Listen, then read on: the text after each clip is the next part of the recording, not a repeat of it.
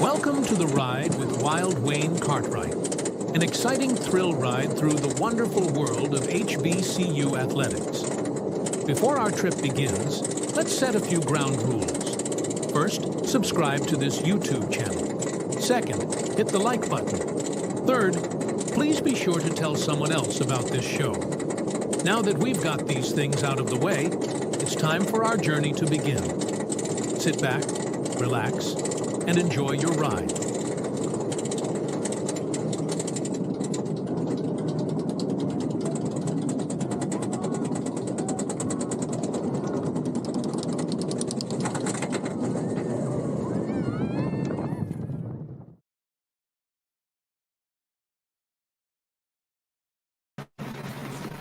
And welcome everybody to another fabulous show. And I am joined tonight with my buddy, my esteemed colleague, She Loves Thee, in the house. How you doing? Hey. How you doing?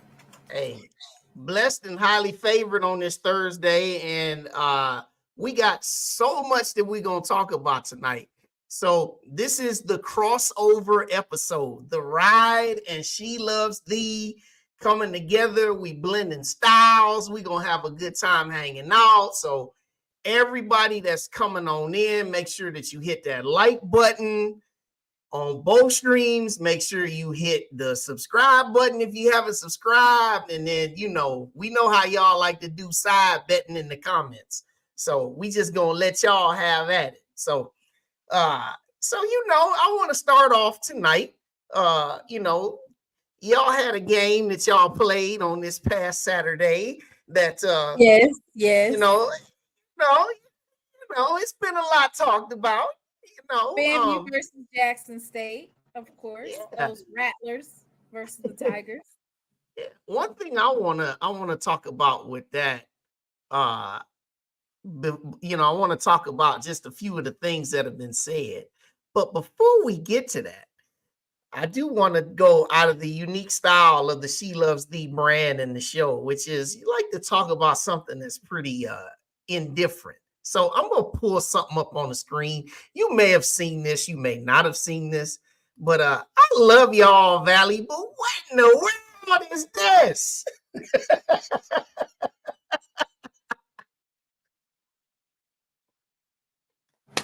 What is going on? Is he on a visit? No, this is actually their jersey for their road jersey for the upcoming season, or one of them. Is that one that they had? I'm looking at you. You like, whoa, what is that?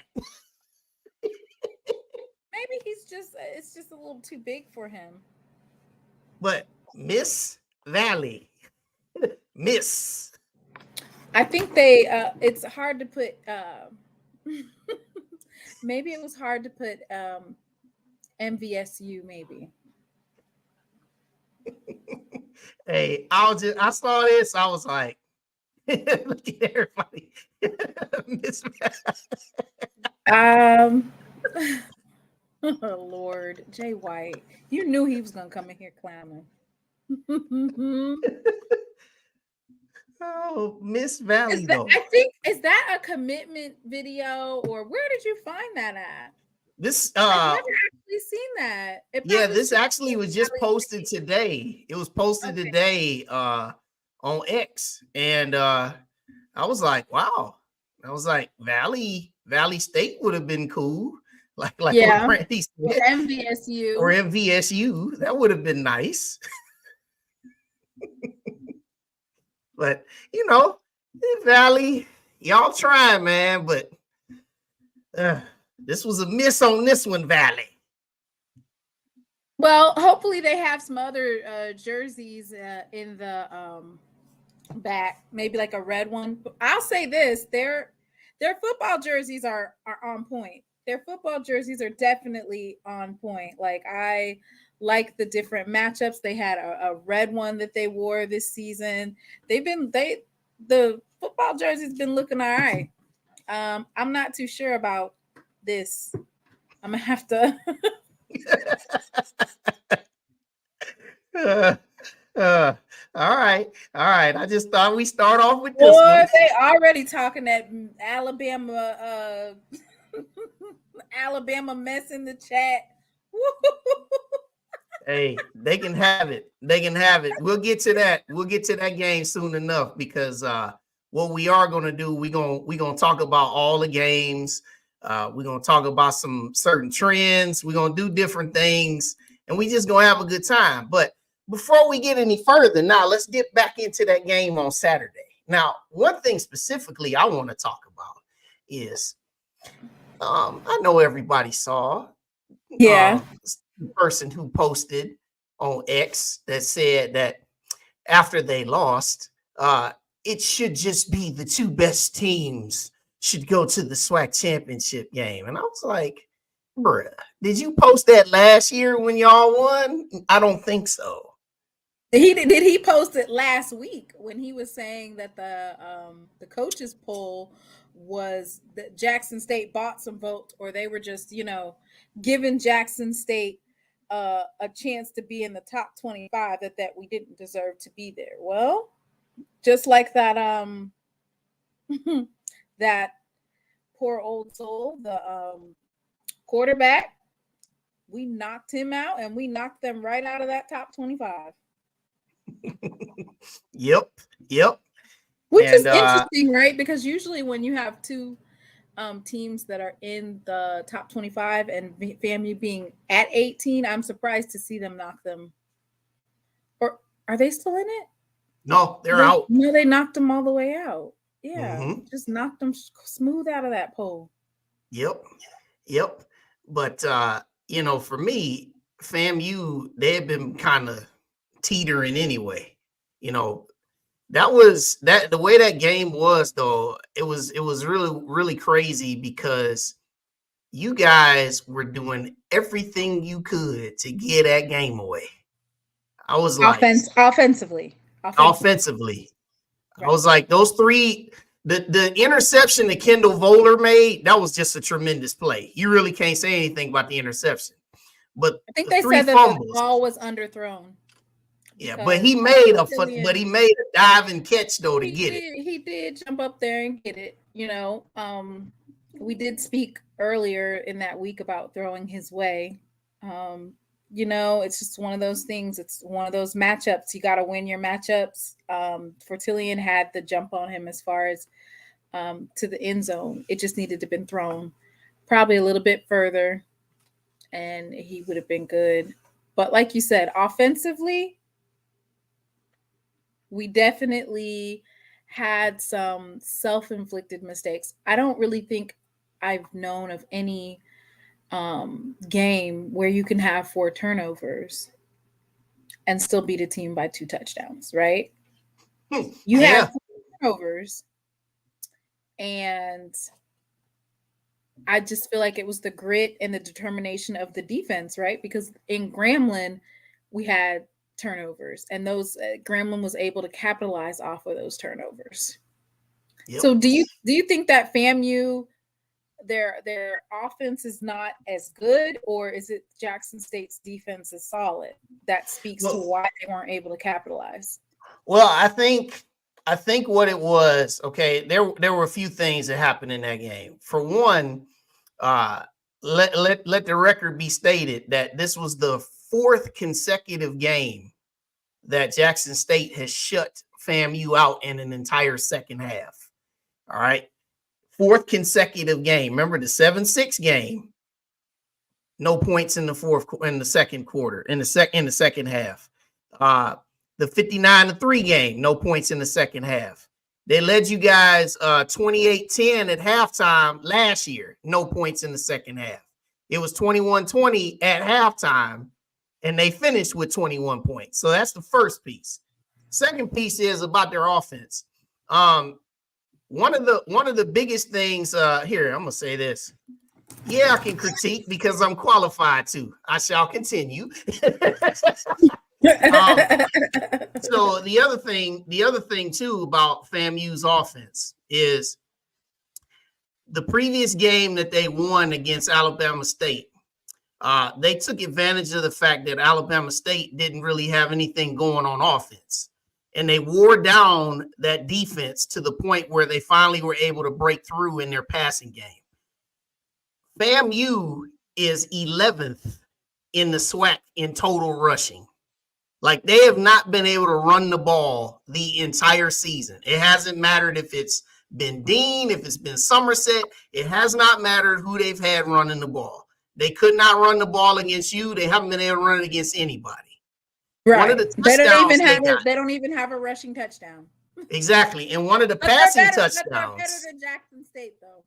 Right. And one of the passing touchdowns they got, the deep pass to one of the two that Ace Kyle caught, the defender was looking at the sideline, wasn't even paying attention. So he got a step on you because he wasn't paying attention. So I look at it in the sense of FAMU's, their offense really hasn't been that good because I've watched them. The South Carolina State game, they got the benefit of some really got some calls. Yeah, they got some calls. If those that don't know what I'm talking about, you go look at the touchdown that Eric Phoenix of South Carolina State threw, where the receiver Carter clearly got in the end zone, but they reviewed it from 25 angles and overturned it. So their offense really hasn't been that good the entire season. They've been opportunistic and they've been teetering on the edge. And so it finally got to a point where, Jackson State was able to take advantage of a lot of things. Without those 4 turnovers, this game probably wasn't much to really speak of because you guys drove the ball on them. Mulligan had over 100 yards and he didn't even need 20 carries to get that.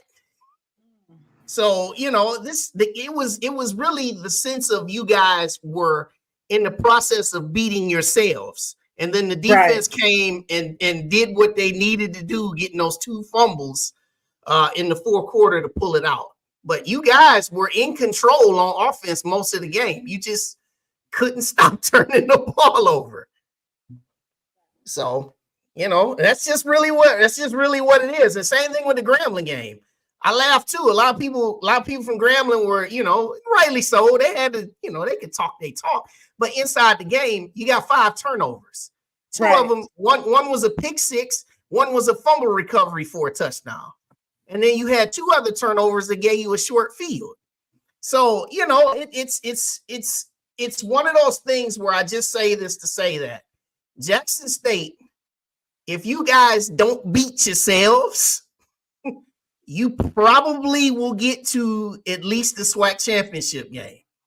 If you don't beat yourselves. Well, the reason why I say at least, listen, the reason why I say this at least is because there's so much. It's gonna be an event, right? Well, here's the reason why I say that, though. It's because there's so much football left to play. And the important thing now, as we get ready to talk in the next game, talk about your next game, is this is where coaching staffs make their money. You got to be able to keep these guys focused after you beat this team that you've been waiting for. This is a big win. Now you're going up against a team that you should absolutely destroy. But sometimes people don't show up focused. They go through the motions. It's true. It's true. It's supposed to be our stat padding game. I want to see 5 touchdowns. It's supposed to be. It's supposed to be touchdowns. I want to see over 350 yards rushing. If we did 245 against FAMU, we definitely should be able to get 350 against Bethune-Cookman. These games right here are basically, that's our chance to, stat pad. We got Bethune, Arkansas, Pine Bluff, which they actually put up some points. But they do. their defense. So Yeah, when their I was defense looking at ain't it, there. Bethune-Cookman and Valley, I want to say are 11 and 12 in the SWAC right now as far as where they're Yeah. ranked at. Yep. So So the two at the end, though, those are the ones that get my attention. yeah, right. And that's what And I said. Alabama State and Alcorn State. Alabama State, because they are currently sitting at number 1 defensively. Yep. They're going to probably be defensively, I would rank ULM and then Alabama State. And then Florida A&M. Yeah, Alabama State is ranked 6th. Alabama State is ranked 6th overall in FCS in total scoring defense. Like, they're that good on defense. Right. On defense. Right. And so for that, you look at defensively, the ability for them to defensively score. And I think that's one thing that Alabama State needed in any of these games is they needed some defensive scoring because the offense is not necessarily going to put up points. But can you explain to me, because I heard a lot of snakes talking and a lot of bulldogs talking, and they're trying to figure out, is there a possibility that they could win out in the conference? Like, all right, so let's pull up the standings, shall we? Yeah. All right, so first off, here's the East standings. All right. Now, you know what? Do you think it would be appropriate if I explained how the standings work first, or should I do it second? No, I think you should probably explain how it works first and then break us down. You know, we're comfortably at the top right now. So. All right, let's do this. Okay. So first off, all right, there's a lot of folks out here who still have no idea that all games that you play in the SWAC conference count towards the standings. A lot of people, you probably saw my 10-minute video that I posted a couple weeks ago. And there are still some people who are out here who I've seen as early as this week say that, well, you know, FAMU, they haven't played any of their West games yet. Those games don't count in the standings. Okay. I almost went ballistic. So I'm just going to explain this to y'all here in 3 simple slides. So follow me. All right. Divisional play started in 1999. All right. That's when my school, A&M, we joined the league. We brought it from 9 schools to 10 schools. Okay. They split it in the East and West then, 5 and 5. All right. That season and that season only where they only played the games in your division to count towards the standings. So if you go back and you look at the standings from 1999, it's on Wikipedia for those of you that know how to use the internet. Every team in the SWAC in 1999 played 4 conference games that counted in the standings. All right. Then the very next year, they went to a 7-game conference schedule where every game that they played counted towards the standings. So you had your 4 games that was inside your own division and 3 against the other division. Okay. And they played a 7-game conference schedule from 2000 to 2004 to 2000. And then they picked it back up again in 08, 09. And then they played in 17, 18, and 19. And then from 2000 to 2016, everybody played everybody. It was a 9-game conference schedule, right? You had your 4 games in, you had your 5 games, and then you had your 4 games. So everybody played everybody. 9-game conference schedule, okay? That was from 2010 to 2016. And in the present, we have 12 teams. We play an 8-game conference schedule. Okay. Now, here's how it's illustrated. Each team plays 8 conference games. You play your 5 teams inside your own division. And then you play 3 teams from the other division. Note, the 3 games from the other division counts in the overall standings. Now, here's where I've always been banging my head up against every brick wall for anybody who tries to say that these crossover games don't count. Here are the standings from last year. Do you see how everybody played 8 games? Everybody. Florida A&M last year, they played Prairie View, they played Texas Southern, and they also played Southern. Those are their 3 crossovers. And then you had their 5 in division games. That's how you get 8.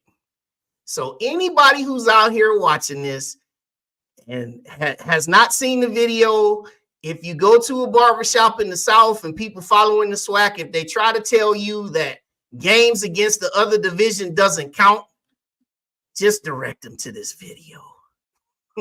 All right. Now that we've said all that, big JSU at the top. Big JSU, not the little one. It's the year of the Tiger, and I'm not talking about Grambling or Texas Southern. Exactly. So now you look, Jackson State is sitting there at 3-0 at the top. All right. They beat FAMU and they beat my team. And then the one win against the West was Texas Southern.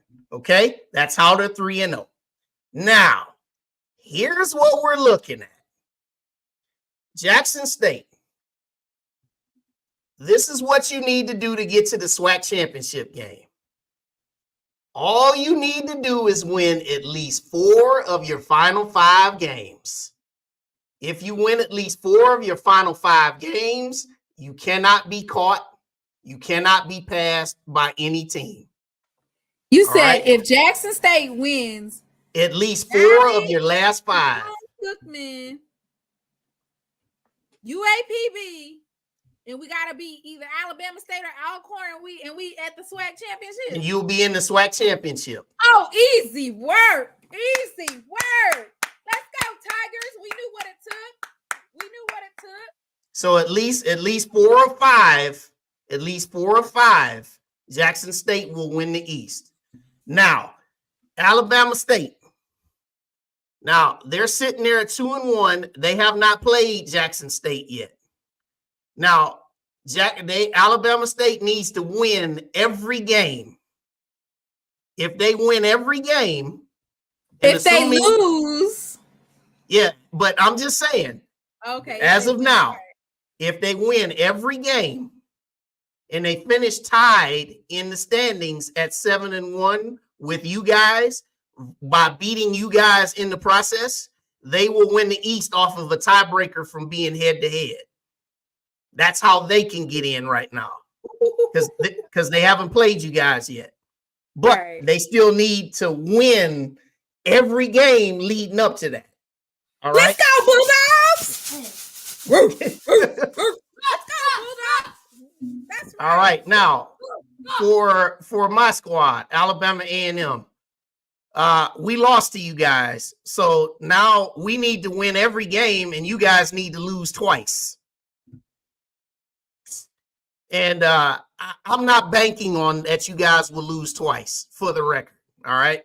But I'm just saying, FAMU, same situation.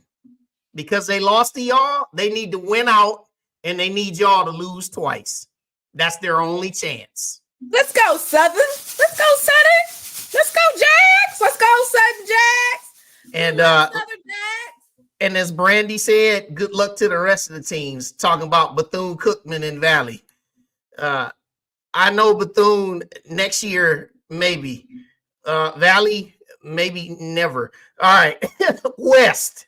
Sorry,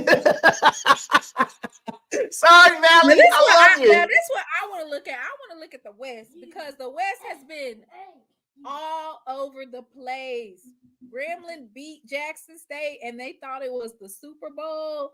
They brought out the Gatorade bath. See, we knew that this game between FAMU and Jackson State, that this would essentially, like you said, barring any hiccups, we would be clinching the SWAC East. So that's why we had a Gatorade bath. All right, Gremlin did a great Gatorade bath, and they lost every game since.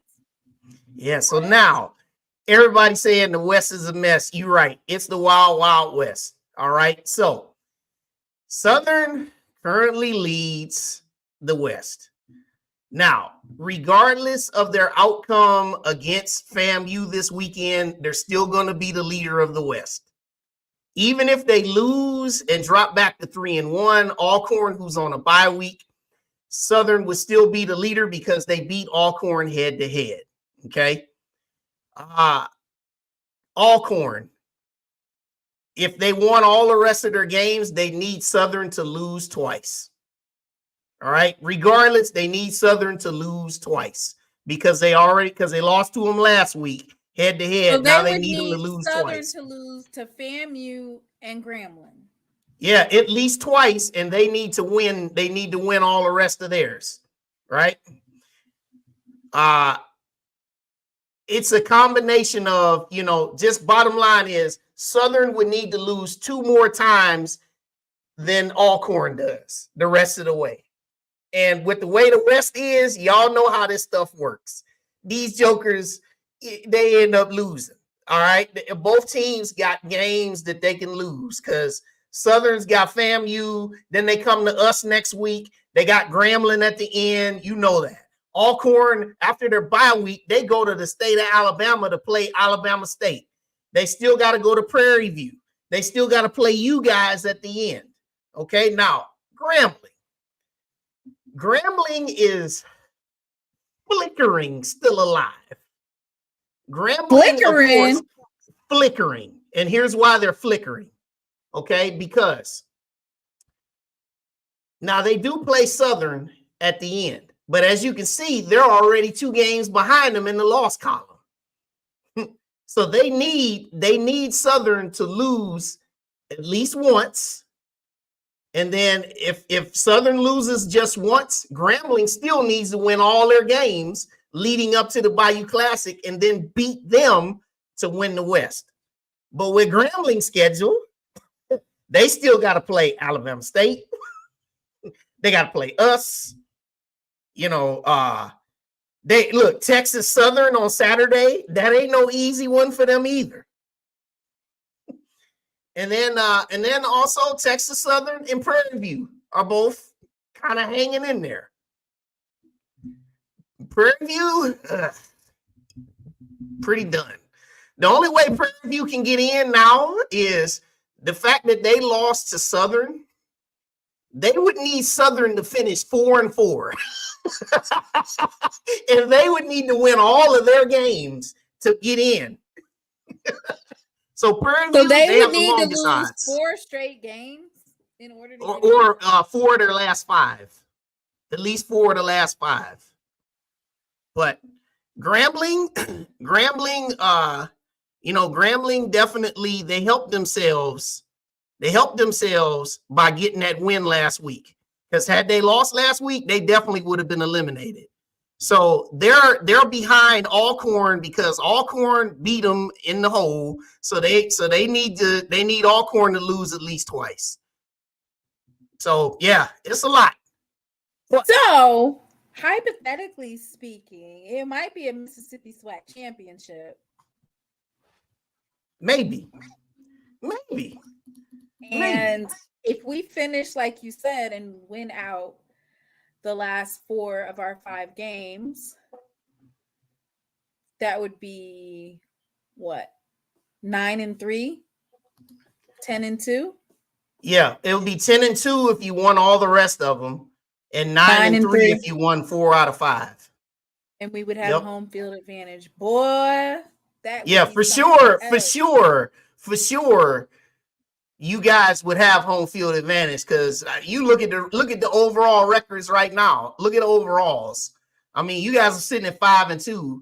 You look at Southern. You look at Alcorn. I mean, gee whiz, man. Alcorn played 8 straight weeks. They finally got on their bye week. So you just look at it. You guys have what you need in front of you. If you take care of your business, win at least 4 out of 5, you'll win the East. It's that simple. Now, we talk about Alcorn. This is Alcorn's schedule. All right. They got Alabama State right after the bye. That ain't going to be easy. Texas Southern has beaten them Now, 2 years in a row. Alabama State has to play Alabama A&M. And depending on which way that go, yeah, I've been saying Alabama A&M's gonna whoop up on Alabama State because they don't have an offense. We'll see. Yeah, we'll definitely see about that. But you look at Alcorn. That game against Alabama State ain't no gimme.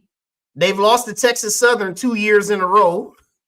Even though it's at home, it still ain't no gimme. At Prairie View, that's not a gimme. Last time they were at home, they actually lost during their homecoming. Yep. And then the one at the end with Jackson State. And then here you look at Southern's schedule. Now I said, back-to-back road games. At FAMU, at us. You know, don't overlook Arkansas Pine Bluff. And then, you know, the one at the end, who the heck knows? You know, that's a crapshoot every year, right? Right. Let me see. Where's Grambling? Here's Grambling.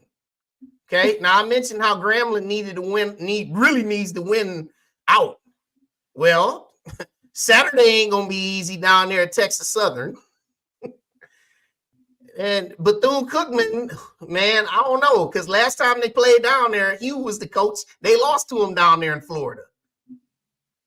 You know, and it was kind of similar team that Bethune-Cookman had then. They were not very good, and they lost to them, right? Then Alabama State, and then they play us on a Thursday. You see how short the turnaround is? Right. And then the one at the end. So that's why I said the West, it's a mess. You're not just let you're the not games guaranteed continue. in the West. Like yeah, just let the games continue to play. I remember Prairie View just had to beat Valley to clinch, and they lost to Valley. And they lost. and look, in Texas Southern, same day, I was there on a cold day in Huntsville. Texas Southern had us 20-3 going into the fourth quarter. Had they won, they would have gone to the SWAC championship. We scored 21 straight to beat them. So, you know, anything can happen in the West, but you know y'all path. Okay, so let's talk about this week's games. All right. Now, Valley. This is homecoming in Pine Bluff. And you know, Pine Bluff, I've been loving what I've been seeing from Pine Bluff. As a matter of fact, I'm gonna pull this up about Pine Bluff. And these are just a little bit of the SWAC leaders, ladies and gentlemen. And this is FCS related leaders. You see Giovanni Gibson leading FCS, not just the SWAC. He's leading FCS in total receiving yards, 837 yards. He's been lighting it up. And then his quarterback, Mekhi Hagans, is 12th in the FCS in total passing. He leads the SWAC in passing, but he's also 12th in the country. And then you see Alcorn and Grambling. They're both tied for second in the FCS with 20 turnovers forced. All right. But I bring that up about Giovanni Gibson and Mekhi Hagans because that is a duo that's been lighting it up. And I expect these boys to do the same thing on Saturday. How you feel about it? You feeling any love for Valley in your heart, or is it just it's gonna be so Valley just been having a rough go. They had a very, very hard out of conference schedule to begin the season. Very tough schedule. And I thought that they were going to get some footing against Bethune, and they just weren't able to get it done. UABB actually has surprised me with their offense. They have a really good offense. I feel like the coach will probably be working on retaining talent for one, and then at all costs trying to retain that talent that he has offensively because it's a pretty young team, and then work on the defense.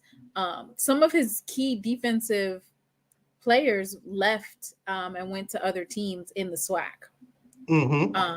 some linebackers and defensive backs. They left UAPB, so I feel like UAPB's got it. Should be a great game for them. Yeah. One of the players you speak of, Rico Dozier. He's a star. He's one of the stars of Alabama State's defense. He transferred from UAPB. What's also crazy is their leading rusher from 2 years ago on UAPB, Kayvon Britton. He transferred to Tarleton State. He currently leads FCS in rushing. Yeah, so they've had some really good. They've had some guys. They've transferred out. And it's hard to build a team when your talent does really well and then they leave. It's always difficult because you're just continually having to build and build. I do know that Coach Wade did speak during SWAC Media Day. He said that a lot of they didn't have very much success retaining FBS to FCS talent. So he's working on building his team with FCS to FCS or community college transfers. But I still think that they have some really good key pieces, and Valley just has to keep building. That's right. Yeah. Blue, you're right, man. Gibson, man. He had 4 straight 100-yard games until he was held to 82 by Grambling. But still, dude he's legit. So I have UAPB pretty good. They're gonna put it on them boys. It'd be a happy homecoming. Speaking of homecoming, this is down there at Prairie View. Now, I know a lot of folks, including me, I thought it was pretty impressive that Grambling had beaten Commerce early in the season. But then it was like, then I started looking at stats and said, wow, you got 6 turnovers and you had to beat them in overtime. And now they're 1-6. Yeah, and now they're 1-6. So Prairie View didn't play last week. So this is their homecoming. Look, the last time they played was 1977. Prairie View better put some belt to ass, or it's that program, to go from being SWAC West, clinching the SWAC West and going to the SWAC championship to basically the bottom tier of the SWAC in football. That's a lot. Yeah. Not I guess getting some defensive coaches in there, or not switching their defense, not recruiting the DBs. Prairie View, hopefully they win. I'm gonna of course rock with the SWAC with this one, so hopefully they go ahead and pull out that win. Yeah, I do believe that Prairie View is going to win this. I think it's going to be a close game. Now, the thing about, I heard some rumblings that Bubba McDowell might not be retained because they say this is the last year of his contract, which would be a shame because even though that he hasn't been able to get them to the Celebration Bowl, they did win the West a few times. And this has just been a year. This has just been a real crazy year for them. I mean, they had it really against Southern. They just couldn't close. The Pine Bluff game, I mean, that could have went either way. But yeah, it's just some tough times. But I think Prairie View is going to get this one done. I think they'll restore a little bit of pride to that program as they get back down into the SWAC. All right, now. I'm really interested to see what everybody think about this game, because this game right here, wild, wild west. Now, when Texas Southern last was on the football field before their bye week, you saw them melting down against Southern, doing the shank punt at the end, and oh my goodness. And here comes Grambling off of winning their homecoming game. So what you think? Tigers versus Tigers. Yep. I feel like these two matchups are kind of evenly matched when it's in terms of offense, right? You have Miles Crawley. He was deemed the SWAC preseason player of the offensive player of the year. Offensively, Grambling has struggled a little, but their defense is pretty stout.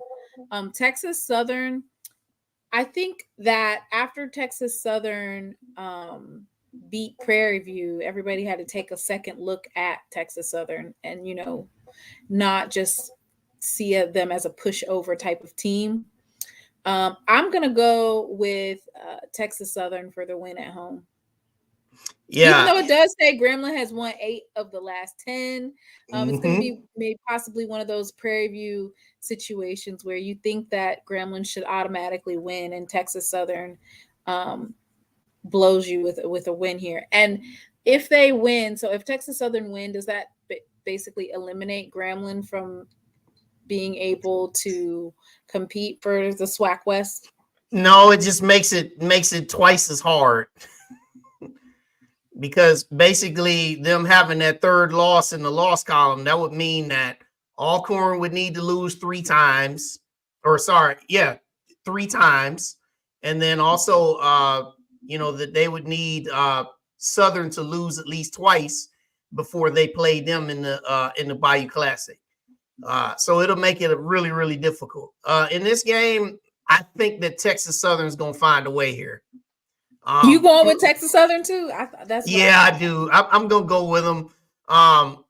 One reason that made me want to go against them is the fact that they struggled throwing the ball all year. They've been kind of relying upon their run, but I think they had a week off to kind of try to get themselves together. So I think Texas Southern will be able to win a close one. And plus, Grambling, we know everybody's seen them. They have not been consistent, man. They've been Jekyll and Hyde. All right. Oh, boy, it's here. Magic City Classic, 83rd edition. Now, we're trying to get back in the win column in this matchup. Now, even though we've won 8 of the last 10, we've lost the last 2. Last year was so hard to watch. Gave up a Hail Mary pass, had a field goal block, gave a punt return for a touchdown. I mean, we did everything you could do to screw this up. Alabama State, their defense, we talked about it. They got some dogs. And the thing about them is they're 6th in the FCS in rush defense, okay? They only surrender 96 rush yards a game, all right? A&M, though, is 20th in FCS, right?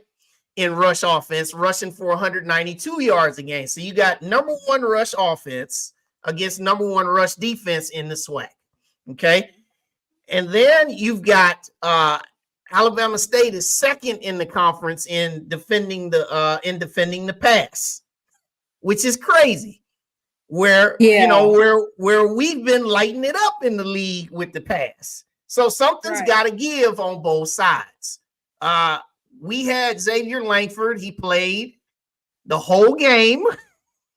Finally, finally, the whole game, because we've been playing musical chairs at quarterback. And then also for Alabama State, they had Keys play quarterback against Valley. And you finally saw some passing yards. But again, it's Valley.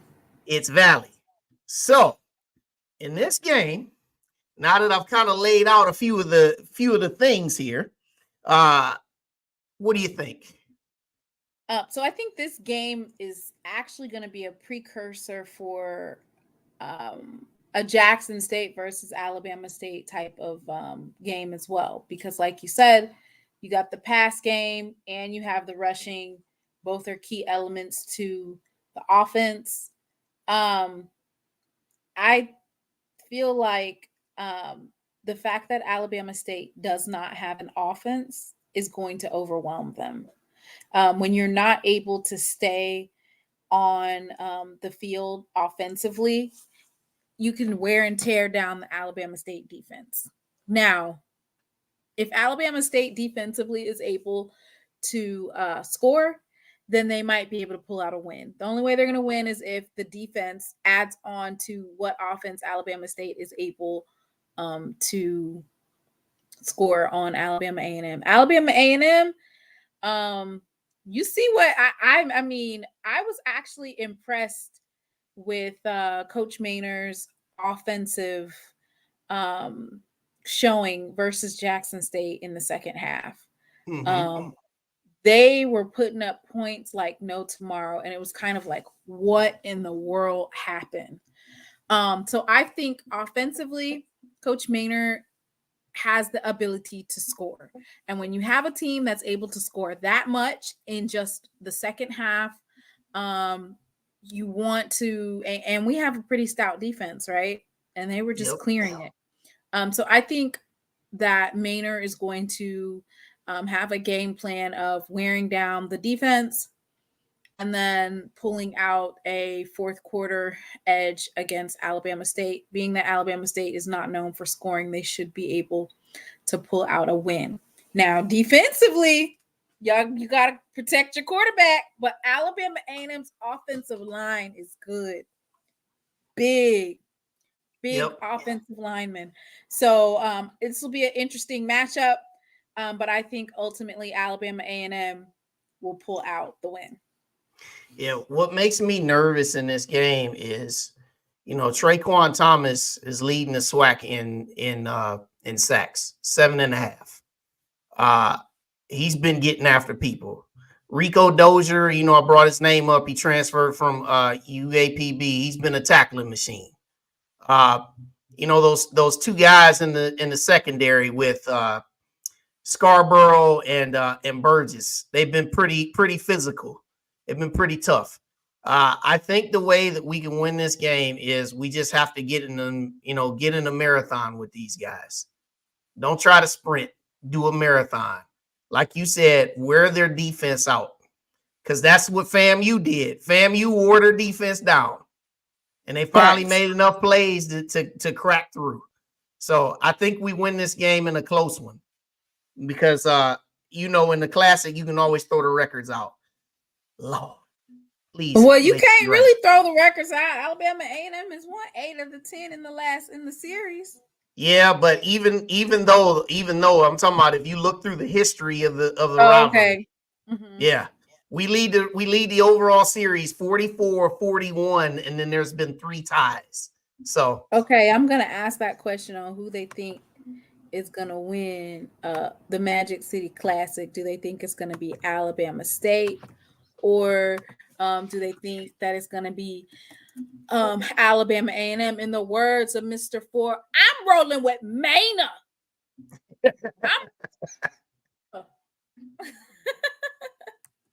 That's what he said on Tuesday. He said he rolling with Maynard. He says, I think A&M will dominate Bama State in the trenches. What's up, Is? A&M 28-21. That's pretty good.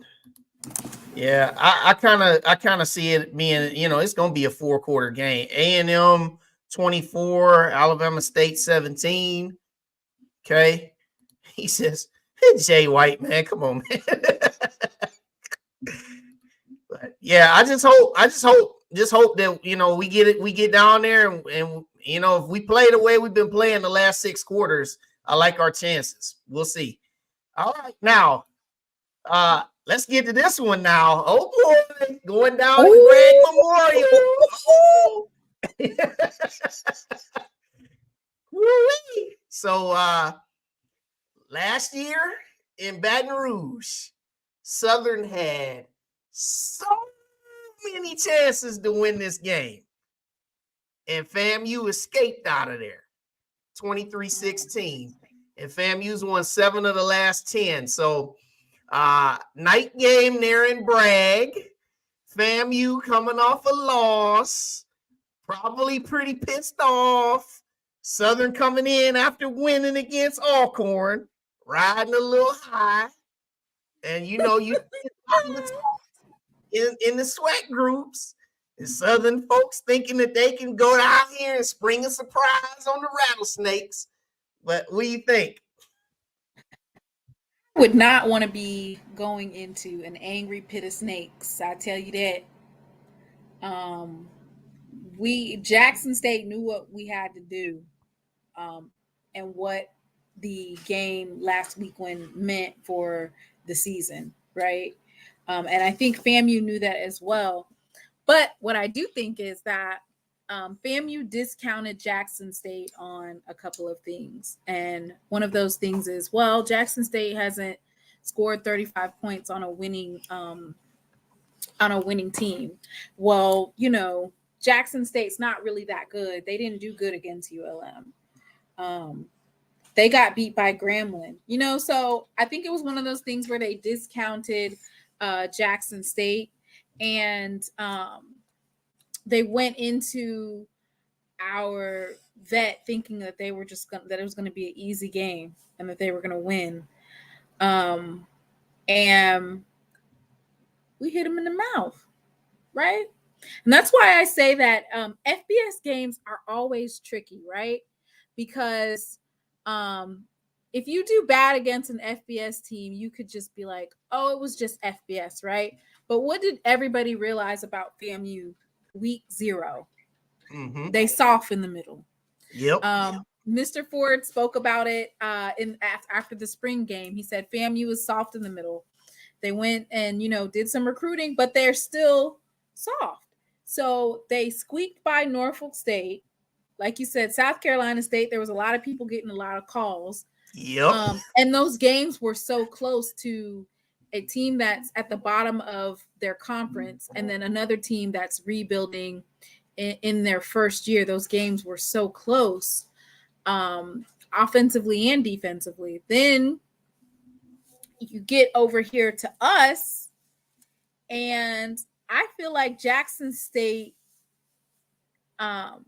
we've already shown that defensively we're a stout team. The Grambling game was a hiccup, right? And we actually had some of the same types of offensive mistakes, but FAMU was not able to capitalize on those.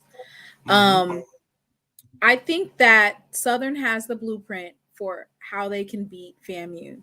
I'm going to say this, it's going to be tough to do that in Bragg Stadium, and they might get pitchforks and be trying to light the fires and pitchforks for the coach if he loses in Bragg. But I think that Southern has the blueprint, which is you have to get the quarterback, Daniel Richardson, keep him in the pocket so he doesn't do that rolling out right. And you have to get past that offensive line, and you have to sack him. If you do those things, you're able to win. So I'm rocking with I'm a rock with Southern. Ooh. Because I want to put that cushion. I want that cushion for Jackson State, right? That's a nice little cushion right there. If FAMU has 2 losses, didn't you say if they have 2 losses, then what happens? It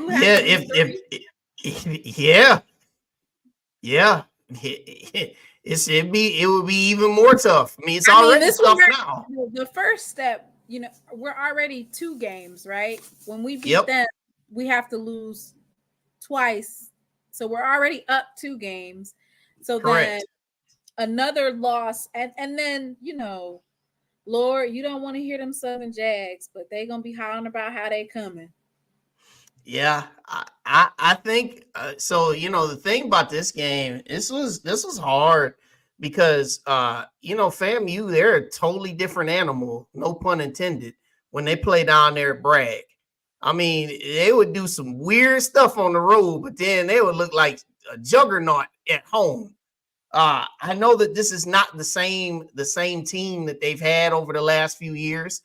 You mentioned about how they've been soft. They've given up 212 yards average on the ground. And Southern last week, which was really surprising, they rushed for 295 on Alcorn.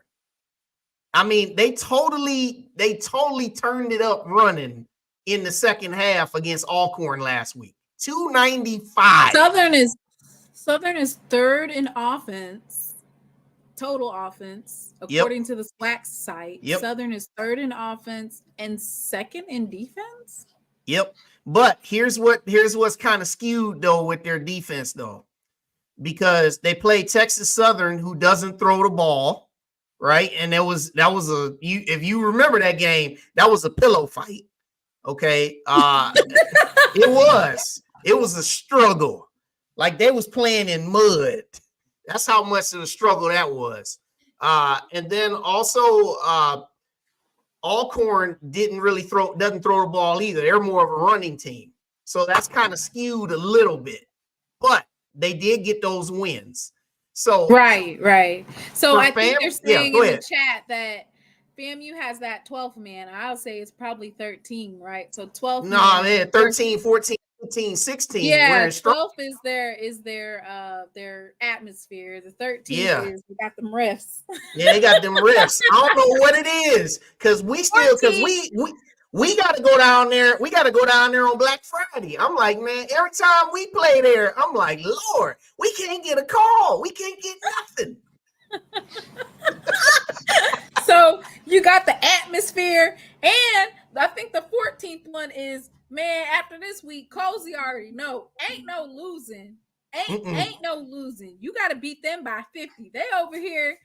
I'm talking about pitchforks and fire, brimstone fire. If Southern even hits at a win, so I would say, like I said, that right there, I would not want to be in the snake pit. But he did say that. I want to say he said that one of the players on special teams is injured. I think he said that. And so he wasn't whoever the special teams person wasn't able to punt as far or something like that. So if you have an injury on special teams, that's definitely something to look at. Jakelby Givens, we didn't really see too much of him versus Jackson State. No, as a matter of fact, he's been kind of in witness protection, kind of. You know what I'm saying? I mean, but he's gonna need to show up in this game. But this is really hilarious, though. He said if Southern wins, they'll break. Yeah, it's been a long time since FAMU has lost there at Bragg. It's been a minute. But honestly, though, I think FAMU. I just feel like FAMU is gonna find a way, because even though they can't run it, they still can pass. They don't even have a rushing touchdown, but they definitely can pass. Yeah, I think that they're gonna do just enough. I think they'll get out of there. It'll be a one-score game for real. I think Southern is definitely got it. This is probably one of Southern's best chances to win down there. I'll say that. Ooh-wee. Lord, FAMU, if y'all lose that, boy, oh boy. Black Saturday, 9 p.m. Eastern. Make sure you come and tune in. All right. Here it is. HBCU Go Sports game. This is homecoming for Bethune-Cookman.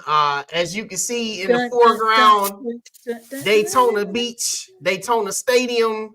Very small property, 10,000 seats. It'll be full. It'll be full down there. It just be, the question is, how much will it be in red and gold versus how much will it be in blue and white? That's the question. Well, I will say this: our homecoming is next week. Yep. So, I don't know. Like you said, it's definitely going to be a full house, 10,000. Bethune-Cookman, I'm sorry to tell you this, but Mary, please don't weep. Don't weep for your children. We definitely serving belt to ass for the rest of the season. And a lot of people are saying there could be some trap games, right? Yeah, this is going to be one of them homegoing services. They're going to ask who did the body. Let me stop talking so much, miss. Yes, go ahead. Let me stop talking, miss. I didn't know this, but did you guys, this is a Black thing. So after you guys have the funeral, they have like a party after that. Yep. Have you ever heard of those? What are they called? They call it the repass. No, well, one we know is the repass, but then another one is they have another celebration. I can't remember the exact name of it though. And drinking and no, not the repass. The repass is when you had the food. They have a party after the repass. I know what you're talking about. It'd be they get the music, it'd be turning up. Yes, I called my uncle and I said, why wasn't I? Did we have one of those? He said, oh yeah, we had one at the house, but we didn't know you was leaving because I went to my grandfather's funeral in December, and I went to the repass and then I left with my son, but they ended up having a party after the party. So y'all comment down in the chat what type of foods are y'all bringing to the repass. He said the best fried chicken, respectfully. And I laugh here, Mary, don't you weep. Oh, Mary, don't you weep. Lord, son heard me That's talking. hilarious. That's hilarious. Well, you know, I know this. I know this, and I'll say it again. I don't expect you guys to have any issues in this game. We better not. Flat out. The bottom line right now, this is what's important for Jackson State. Mm-hmm. You had a win last week that was huge. Don't you come out here in Daytona Beach going through the motions, okay? If you plan to be a championship team and have championship pedigree, you need to come out here, get these boys out the way early, get you some guys from the bench to get in, get some playing time, give your stars a little bit of rest, give them some recovery because you got bigger games that are coming up the road. Now, right, and I will say this. Bethune-Cookman does have some decent defensive pieces, right? But what happens with Bethune-Cookman's defense is that they're on the field so much that they get that wear and tear. I've been saying this. This is a time to. They're ranked 12th in defense. In the SWAC, and then they're ranked 10th in offense. So they're at the bottom, and sometimes you'll see schools playing down to their teams. One thing that we need to see is complete dominance, right? We don't need to be running the clock. We don't need to be, you're stat padding. That's not necessary to even think of or listen to anybody that's saying that, because one of these key pieces that scouts look at is complete dominance. You can't just be good. You have to be better than good, and you have to be dominant. Right. So TC needs to score like 60. We need 60 points.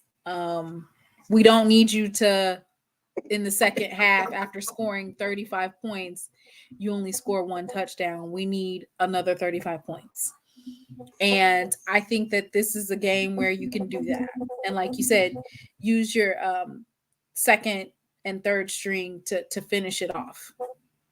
Flat out. I mean, this has to be a game where you take care of business early.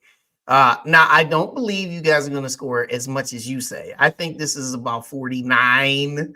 About 49. I think 49. I go 49-7, 49-10, 49-14, somewhere around there. We scored 40 on you, and you're having a way better offense and defense. But here's why I say 49. Mm-hmm. It's because I believe that y'all get up by a big number, and y'all just kind of just cruise, kind of go easy from there. Because you don't really need, listen, at this point, it's just about taking care of business. That's why I said get up early, get you a nice big lead early, and then just go ahead on, get to the winner's circle. Because like I said, you got bigger games to come. And this is a game where you just need to just take care of your business. Okay. Now I'm gonna bring y'all schedule up one more time. Because like I said, the remainder of this schedule. Okay, hold on. I like this. 51-13. That's close to what I thought too. I like that. Right. Yep, I like that. Now, like I said, bottom line, you got 5 games left. If you win at least 4 of them, you're gonna be staying right there in that stadium that's in the foreground. All right, on December the 7th. And which will be beautiful for y'all because y'all would get 2 weeks off before that game would be played. Because you're gonna need it. Because if you win the SWAC championship game, you got to turn right around in 1 week and play in Atlanta. So I look at this right here. Bethune-Cookman, take care of business. Pine Bluff, they'll do some things offensively, but defensively, y'all take care of that. Valley. Now you talking about stat padding? That's the hey. Look, you want everybody to these next three games are stat pad. Let your other kids play, especially versus Valley and versus Arkansas Pine Bluff. You want to make sure you're rotating it in. Like you said, Alabama State and Alcorn State are the last 2 games that we really need to focus on. Yeah. Yeah, because I expect y'all to win the next 3, and then you're gonna come down to it. Because you basically, if you win the next 3, that game against Alabama State, you can look at it as that's your ticket to the championship. Because if you beat Alabama State, even though you want to beat Alcorn State, obviously, but at least you would be able to go to Alcorn State knowing that you're headed to the SWAC championship game. Now, if y'all win the next 3 and then somehow you lose to Alabama State and then you go to Alcorn needing a must win. Now, obviously, this depends on what FAMU does and also what Alabama State does leading up to this point. Because if you remember, I talked about in the standings, which is, I'll bring it up here. So if you guys remember, I said in the standings. And yes, bro, George, yes, because nothing is a guarantee. And you know why I say nothing's a guarantee? Because nobody saw you losing to Grambling, and nobody saw you turning the ball over against Grambling. All right. So if Leonard is delusional. He said that we scheduled a powder puff team for homecoming, but they scheduled one D2 team last year and one that wasn't even D2. Celebration Bowl or bust, baby. Celebration or bust. So yeah, UAPB is far from powder puff for real. But like I said, depending on what Alabama State does, and depending upon what FAMU does. Now, if both of those teams win out, win all the rest of their games, if Alabama State wins all the rest of their games, the next ones leading up to the matchup in Montgomery on November the 16th. Yes, November 16th. Then Alabama State will be playing you guys for a chance to control their own destiny heading into their last game against Prairie View. So that's why I said it's important that you win at least the next 4.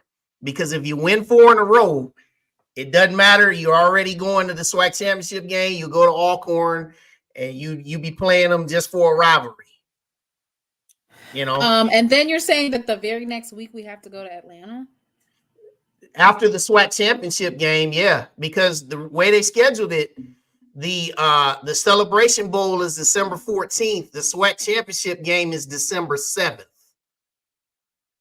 So you got 1 week. The SWAC champion has 1 week between the SWAC championship game and the Celebration Bowl. And mind you, the MEAC schedule ends on November 30th. So they'll have one week. Or sorry, I take it back. I said it wrong. Their schedule ends November 23rd. So they'll have a little bit of an advantage in time. But every other year it's been like that. So Jack State fans, you know what you got to do. 4 out of 5, and you gonna stay at home. You know, you lose 2. Well, you know, well, put that schedule up again. Yeah, it's the 2 at the end for me. That's it. That's really it. The 2 at the end. Now, those are the ones. Those are the ones. Alabama State finna lose to Alabama A&M this weekend. So I'm confused because if Alabama State loses to Alabama A&M and they already lost to FAMU, they're out. If FAMU loses to Southern or Alabama A&M, we can still clinch with that scenario. Yeah. I mean, regardless of what anybody else does, you take care of your business by winning. If you win at least 4 of the next 5, it doesn't matter what the other teams do. You're in. You know, and I think you guys are going to do that anyway. Actually, honestly, I think you're going to win all 5. Honestly, I think you're going to win all 5. I feel like we're going to win all 5 as well. Yeah. I feel like that last game versus Alcorn State, you know, those last 2 games, Alabama State and Alcorn, those are get back games, right? Yep. Coach TC talked about those get back games for the ones that we lost. And so FAMU was one of those big get back games.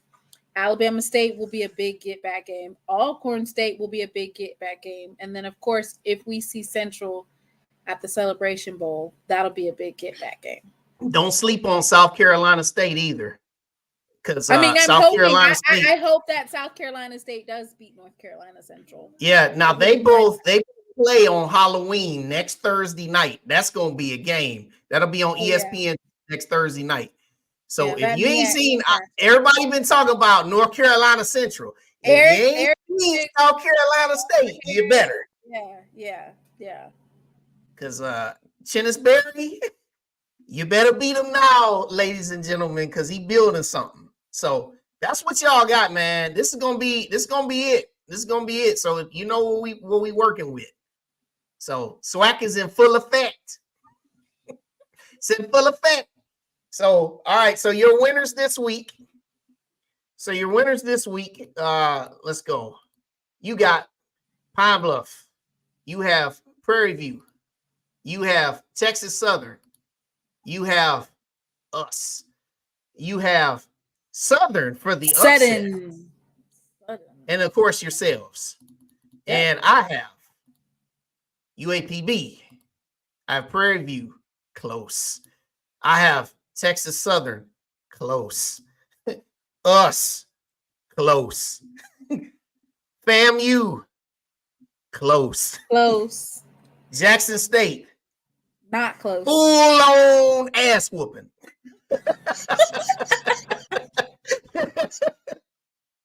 So that's what we got, man. So yeah, it's been a great show, everybody. So what you looking forward to coming up here? I know you got your homecoming coming up. You going to your homecoming?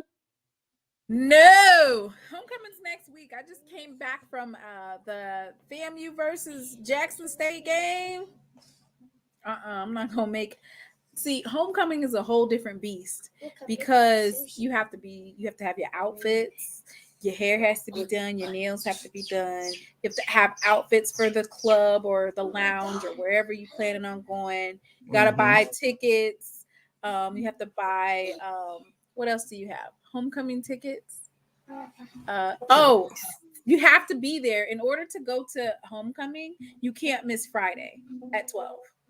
My son has school. Like, if you're going to come to homecoming, you have to be off at least. You have to be in Jackson at least by Thursday night. Thursday night minimum, because on Friday at noon they have the big on the yard day parties.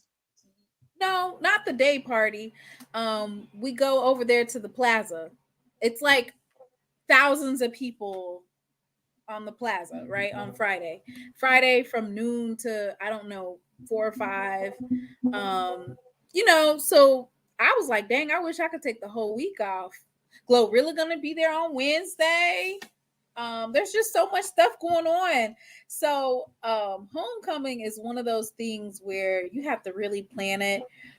I felt like for me and my podcast that Jackson State versus FAMU was something that I had to see live. I had to see it.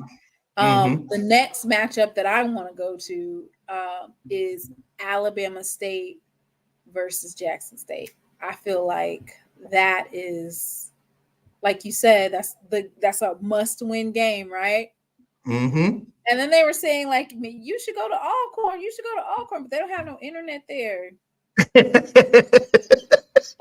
Oh, gee, G heard that right now. They were saying that they don't have good. I'm talking about internet in terms of like uploading, like, sights and scenes of the the Yard Fest is a must. So in order to properly do homecoming, you have to go on Thursday, and if you even leave Jackson Sunday morning, you really need like 48 hours to recuperate. So you know, I'm in my mommy mode, right? So Braxton's in soccer. So that's one of those ones that I'm just gonna have to miss. But I'm hoping to make the Alabama State versus Jackson State game. I feel like that is a big game, big matchup. Well, for me, next week, I'm actually leaving here. I'm up here in Ohio. Me and my wife, we're gonna drive down next week we're gonna drive down and we're gonna go for the Southern game. Southern visits A&M next weekend. My mom's from Huntsville. I have aunt, uncle, grandma, and uncle that live there, so you know I go down there regardless. So we're gonna go and we're gonna watch that game, get to see a lot of my Southern pals, you know, Trey Mel, Howard, Kedrick. We trying to get Perry White to come. I know J Max, Al, I know all them, you know, get to see all my people from Southern that love to travel, get to see them. Keisha Kelly, forgot that. She's gonna be there. So, you know, and then we're gonna go to a volleyball game. We're gonna see our volleyball team play. They're gonna play FAMU the day after on Sunday. So yeah, it's gonna be a nice trip going down there. I usually get to a game a year. And I also will get to a basketball game as well because I told you I'm a track and field official. So I'm going to be officiating SWAC. I'm going to be officiating SWAC indoor down there in Birmingham in February. So I go to a women's basketball game on the front side. And then when I come back, I go to a men's basketball game. So see, you get to do all the extra. I gotta be in and out because I gotta be like, gotta get my son to school.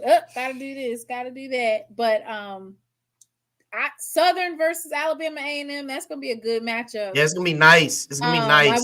I wonder if T-Set gonna be available or they're still rocking with Noah Bodden. He's been doing actually decent. Well, Noah Bodden in the fourth quarter of the game last week, he left, his head hit the turf on a rollout.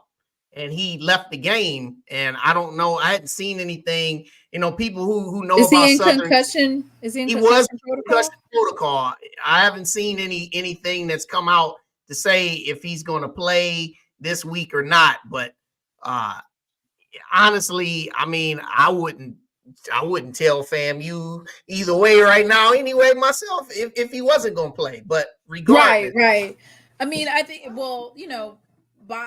T-Set, of course, against that Jackson State versus Southern game, the defense was overwhelming and whatnot and took him out the game, and he was injured.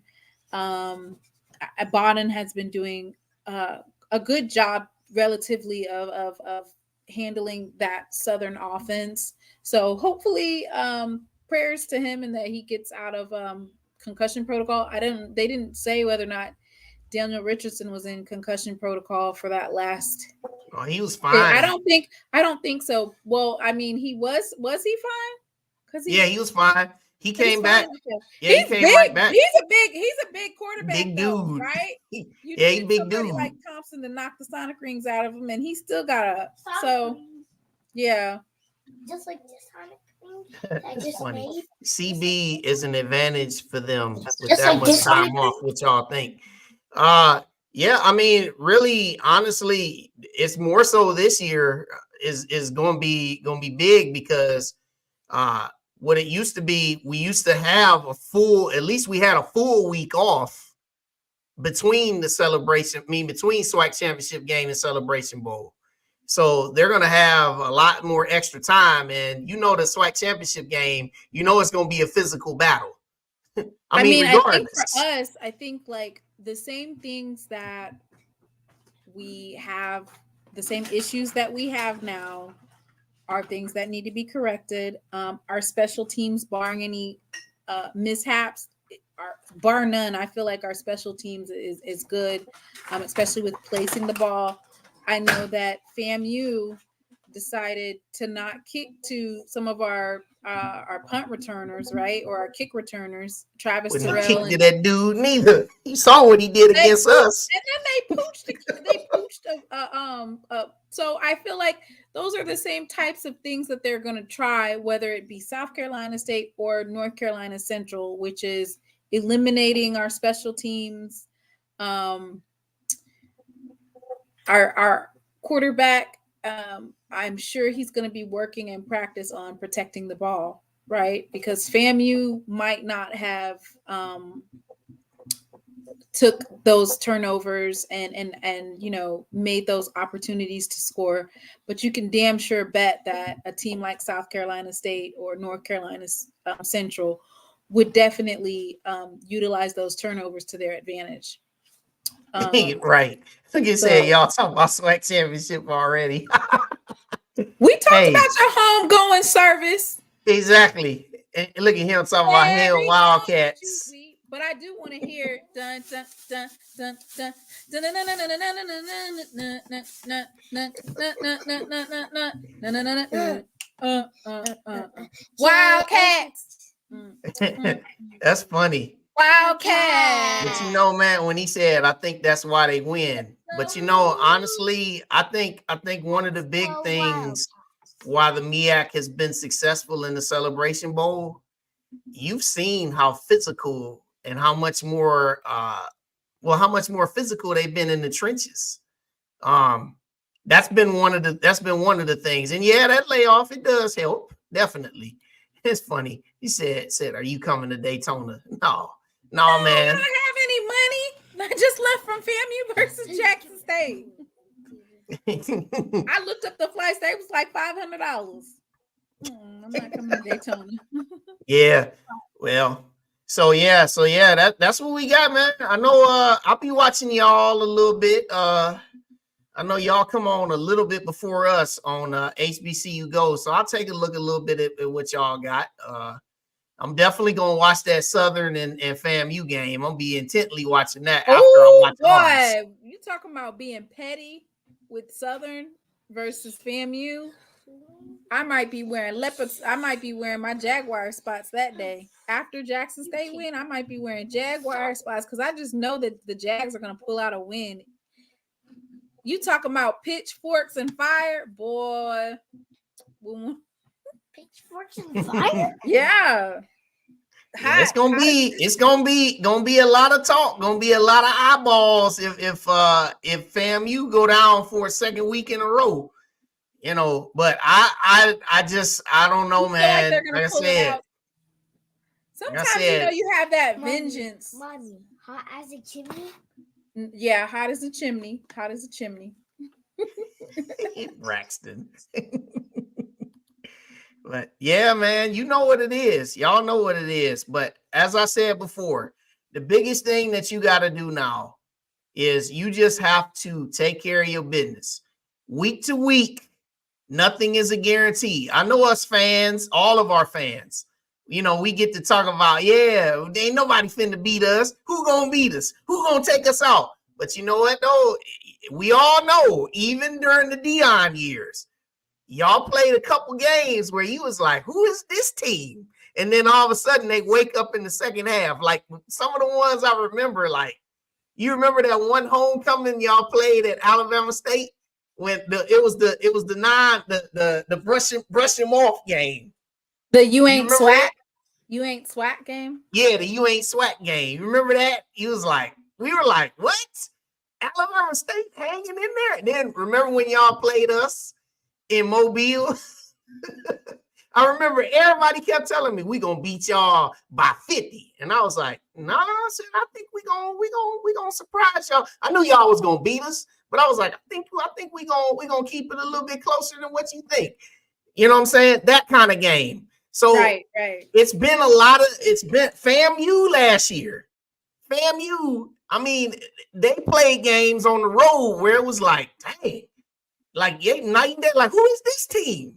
So definitely played hard. Southern had a chance to one up them. Alabama State. Yeah, we were up on them. We were up on them in the third quarter. I was at that game last year when we played FAMU. So my point is, everybody you have to execute. Right. And like I said, this is where coaches earn their money. You got to be able to get your guys to focus. So for Jackson State moving ahead, you know you're going to get everybody's best shot. Don't get overconfident. Just do what you need to do. Take care of your business, and you'll get there. That's it. But if you don't win,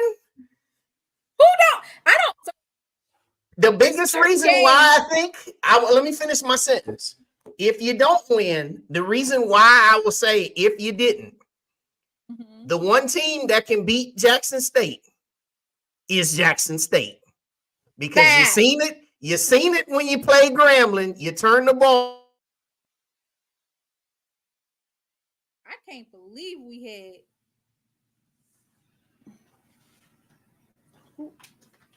over. You'll have every opportunity, because what turnovers gives teams extra possessions. Turnovers gives teams that shouldn't be in the game with you. It gives them extra relief. It gives them hope. Turnovers are the ultimate.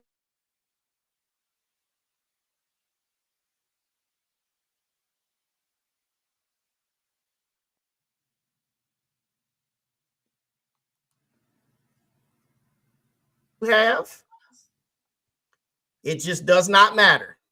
When you turn the ball over, things can get equal real fast. And then also, when you get psychologically, if you get in a game against a team that you thought you.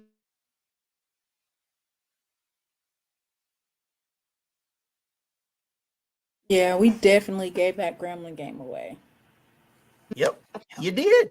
You certainly did. I honestly think that we made FAMU believe that they were equal to us with all. You did.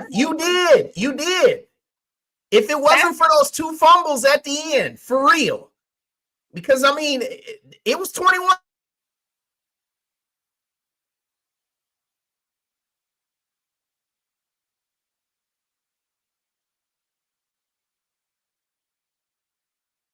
You guys, I had to believe that even though you guys, I think we normally score like around 30 to 35 points, right? And we 35.4. You're 12th in FCS.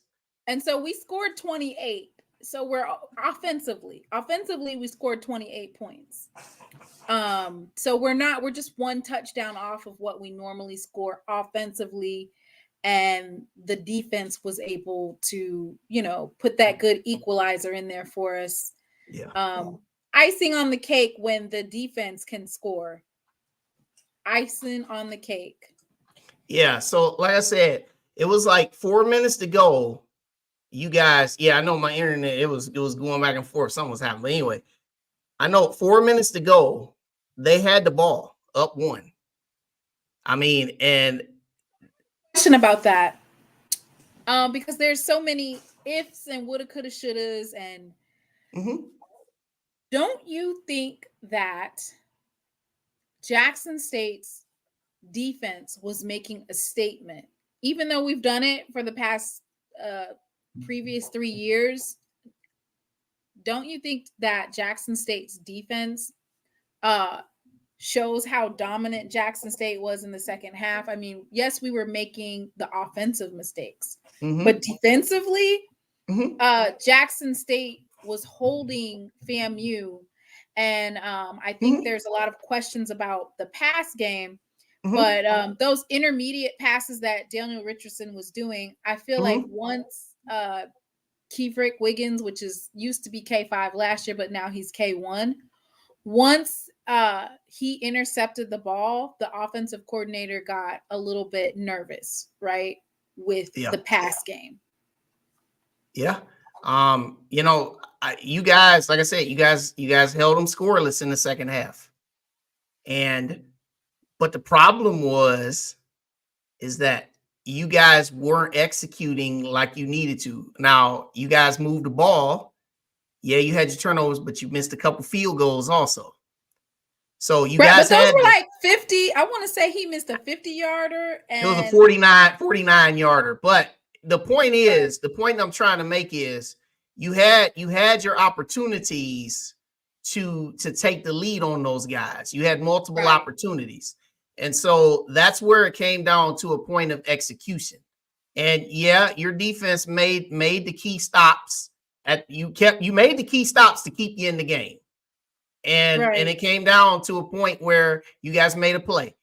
I was just wondering where I was wondering because it was 3rd and long when they went back to pass and Richardson fumbled and took it for the touchdown when they picked it up and returned it for a touchdown.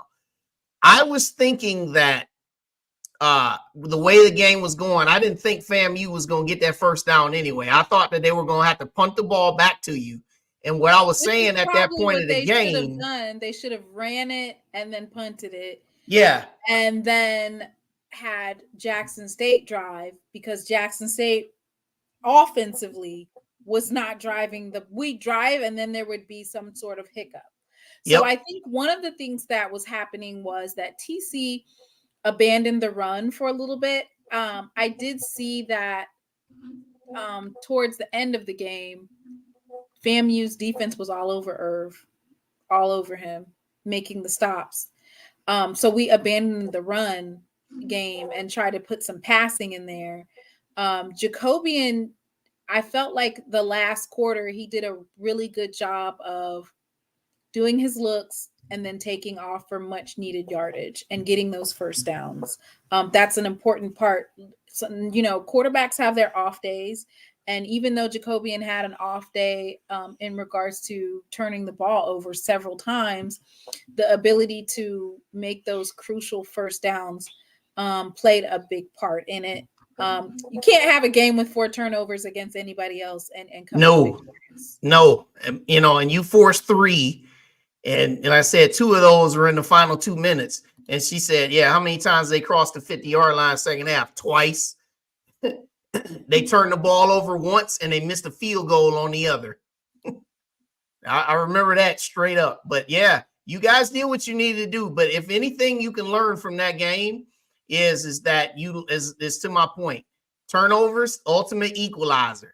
Games when you're dominating things offensively, you're dominating all the categories. You totally undid all of the work that you guys have put in with that stuff. So that's why I say moving forward, you guys got to be cleaner. You take care of the ball, you'll do what you need to do. And I think you guys will be just fine. The only team that can beat you guys is Jackson State. Is you. And your fans, everybody needs to know it. Don't be naive and start thinking that you are the rulers of the universe, because that stuff, it can make a man mortal in a hurry. I feel like the fans are more so like doing all the extras, right? But I feel like the team in itself is locked in because they know that this is just the beginning. This is only one piece to the puzzle. This is like when you're playing a video game and you play the boss of that level, boss being the previous HBCU champion of the Celebration Bowl and also the SWAC champion. So getting over that first hurdle right there and doing it with an extra punch. And then we move on to the next part of what you would say the story in the game. So, I feel like barring any injuries, and then, we got some kids that are injured that, they're getting healthy. So, we don't know what our team will look like in 2 to 3 weeks. We might have some surprises. Yeah, absolutely. So when's your next show? Saturday. All right. Yep. I SWAC usually have Saturdays. a Thursday show. I decided, yeah, let's do a Thursday show together. So this was SWAC Saturday. What'd you say, Brax? She loves the SWAC Saturday. They can't hear you. Come over here and say it. She loves the SWAC Saturday. Yeah, my SWAC Saturday. Yeah. So my next one will be Saturday. And that's when we'll Yes, I am. have that recap. Yes, I am. Class of 2000. So we'll be live and direct. Hopefully, we'll have some good news out of Tallahassee. And good luck to you all in the Magic City Classic, and of course, us down in Daytona. We're looking for some big games. And so there we go. Yeah, my next show I will be on Sunday night. Sunday recap. Your Sunday recap. Wild That Wayne should be a and big one friends. for you after the Magic City Classic, right? Yeah, so my guest this Sunday night will be from HBCU Legends on SI. It'll be Kyle T. Mosley. He will be my guest on this Sunday night, and we'll be doing our recap of all the games. Can you highlight that Hell Wildcats for me? No, not that one. The other one. Not the FAMU snake man in here talking about some Hell Wildcats. Call him out. We can't be up in his chat, but he can come up in here.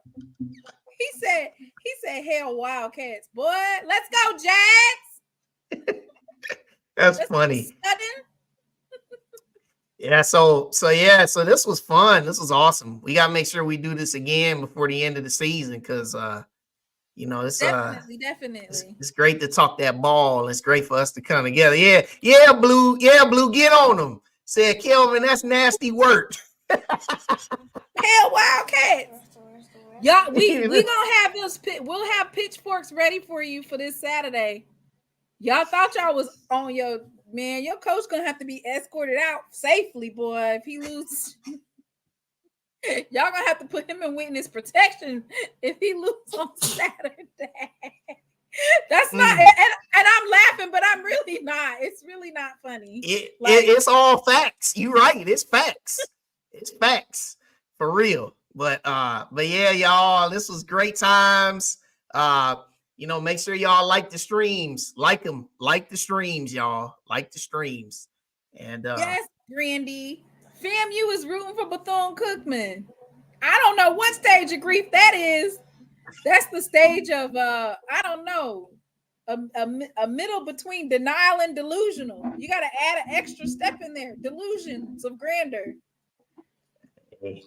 All I gotta say is, if I do see that FAMU loss. Oh my gosh. Day after day. That's gonna be when another demonetized live. When they said we brag different, I'm like, yeah, you ain't bragging different. Nigga, I don't know what you gonna be saying after that. I'm like, whoa. I'm gonna play the Queen Latifah scene where she's in the car and she's getting ready to light up her last little smoke. Because FAMU is done. FAMU is sometimes. Yeah, man. Yeah, man, look at it. He said, and what if Jackson State loses to Bethune-Cookman? Man, what? Hey. If F were a fifth, we'd all be drunk. Man, look here.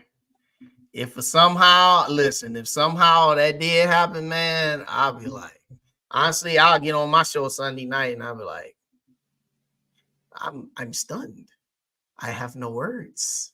Willie.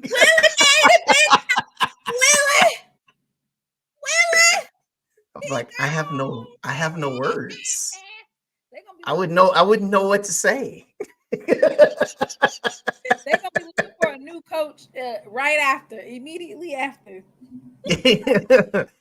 But hey, SWAC Saturday. Hey, yeah, I'm with you, man. SWAC Saturdays, yeah, it'll be crazy. It'll definitely be crazy. Because I can tell, listen, I can guarantee you this, based off of the picks and based off the games, I can guarantee you this. Somebody getting picked off. Ooh, you said there's gonna be an upset somewhere. Somebody getting picked off, and my pick this week. Let me mark my Tigers as safe from being picked off.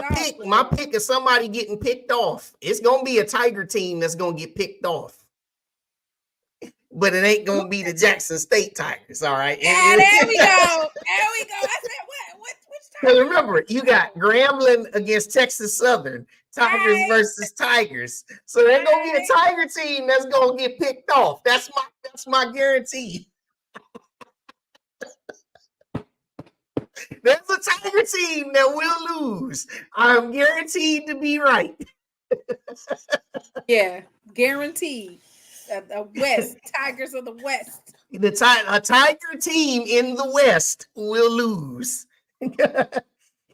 What up, Doc? Hey, he just joined me Sunday. We had a good time Sunday, man. Doc. And then, he was talking a lot about, man, they just going in. The Boom has a prior engagement in Memphis. Yeah, I know. It would have been nice to see the Boom, see the Boom. But, hey, can't be everywhere. They said if FAMU lose 2 weeks in a row, they're going to change them snakes into worm. You're going to be fish bait at that point. Ain't much left. You're going to be fish bait. Fried rattler. What'd he say? He said, I hope the AAMU alum are watching this. He has said nothing positive about his school. I said we was going to win, brother. What else can I say? What you want me to say? I'm going to see them next week when we play. This is actually better than the last time we met. It was before Jackson State versus Alabama A&M. I wondered what your reaction was to seeing your team get that offensive get back in the third and fourth quarter. The thing that I said, same thing as last year. I said, get down big, and then we start playing. I'm like, where was all this in the first half? It was literally the same game 2 years in a row. The only difference was why he didn't start Langford. And right. I'm not saying that because I wanted to see Jackson State lose. I'm just saying the coaching choice, right? Yeah, but it was the same game. The only difference was last year was 45-30. This one was 45-38. It was literally the same game. And I'm telling myself, like when we got to I had turned it when it was 38, it was 38-10 at halftime. I had turned it.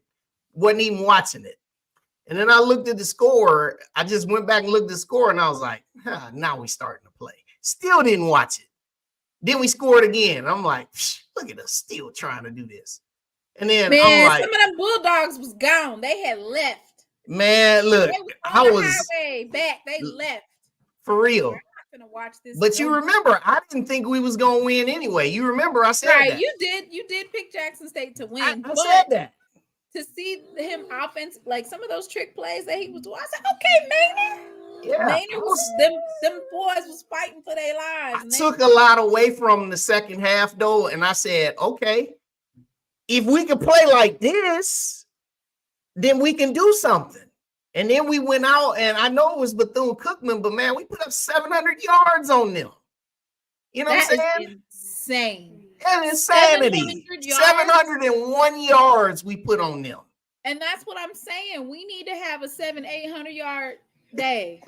Everybody needs to run for 100. Travis Terrell need to have 200. Irv need to have 150.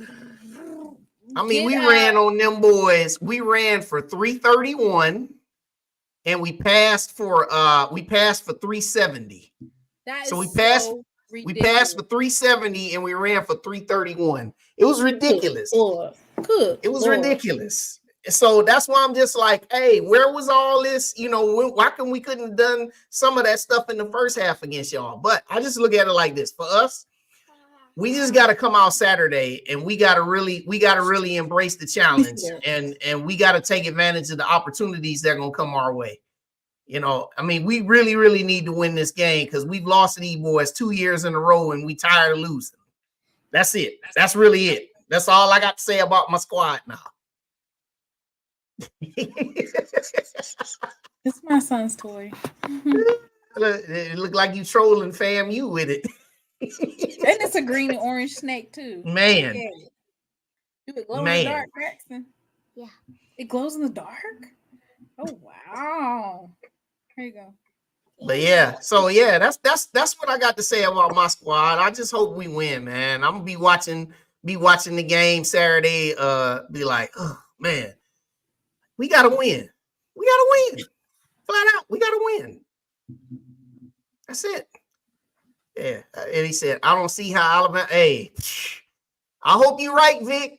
I hope you're right, bro. We touch and agree. Let's go, Southern Jags. Now that's a right. You know that's a team when Jackson State is cheering for their rival. I don't even know what to say, Doc. Those I commercials. nothing. Is he talking about those commercials? Yeah. Yeah, they are definitely petty. Listen, those commercials match the energy of the coach. I am like, wow. Yeah, it's been hilarious. It's been hilarious. Look, he said, like he said, Braxton loves the Rattlers. You see, Calvin, you on your troll game tonight. You trolling for real, bruh. He's trolling. I mean, after that big loss, I understand that he's grieving. Condolences to brother Kelvin. We had a repass this past Tuesday for the Rattlers. You know, their season is pretty much done. And on Saturday, when the Jags upset y'all at home, they're gonna have to shut their social media down. Hey, you have to shut your social media down. You might. No, I tell you what it'll be. I tell you what it'll be. Listen, in all seriousness, I tell you what it'll be. If they lose, you know they're gonna come with another kind of a excuse, because you know they had a lot of them when y'all beat them. They had tons of excuses. You know it is. You know it is. Never gonna admit defeat. Never gonna accept defeat. It'll be some kind of loophole, some kind of this, some kind of that, whatever. You know. They can't conceal their emotions, though. I bet you that quarterback club will be private. I bet you it'll be a private link on. Did you hear that? I bet you that quarterback club's going to be private, though it's going to be to subscriber only. So I'm going to tell you guys how to control who comments in your chat. So whoever is running that chat, I don't know if it's Vaughn or whatever, make it subscriber only. And then make sure you do for 3 days. So that means that you would have had to have subscribed to the channel 3 days prior before you can ever make a comment in the chat. Make sure you do that. Subscriber only chat. So and y'all talk about Adrian Crook, man. And then you talk about somebody, man. This dude, oh my God, he be trolling, man. That dude, he be saying some of everything. I be looking like, what are you doing? What are you doing, man? Like he like this dude. He literally, listen, dude. He remind me of somebody that just be like he in the basement of his mama house. He. What's going on? I'm gonna stop there, man. But Crook, man, he be posting, and then when I be on swagging the food, he just be all in the comments just talking, and I'm like, man, what is this dude talking about? But anyway, man, so yeah, everybody, we just had a great show. The Ride and She Loves Thee, the crossover episode. I hope everybody enjoyed themselves. And hopefully your team, well, we know that Jackson State will win. I know that. I'm positive of that. We know we're gonna win. We just need to know by how much. If you guys had 700 plus yards of offense and it was balanced between passing and rushing. Yep. Oh my goodness. There's no reason why Jackson State shouldn't be able to do the same. You should be able to. I would be looking at Alabama A&M's offense and be like, okay, let's take what they did and let's do it better. Let's get 900 yards. I said 331 rushing, 370 passing. That's how we got 701 on them boys. And we called off the dogs at that. Seriously, we called off the dogs in the fourth quarter at that to get with 701 yards. So, wow. So yeah, y'all going down there to Daytona, you better just take care of your business. Just go Right. ahead on, put the whooping on them and get on out of there. Right. Thank you for inviting me to come on. As always, we have fun. I'm looking forward to getting on the show with you again. Thank everybody for coming tonight. You can catch Wild Wayne Cartwright on Sunday for his Sunday recap. And as you know, SWAC Saturday will be in full effect with all the bells and whistles. Thank y'all for tuning in. Yes. See y'all. Thank you for joining us on the ride with Wild Wayne Cartwright. As you exit the ride, make sure you subscribe to this YouTube channel, hit the like button, and catch up on all of our prior episodes. Until next time, God bless.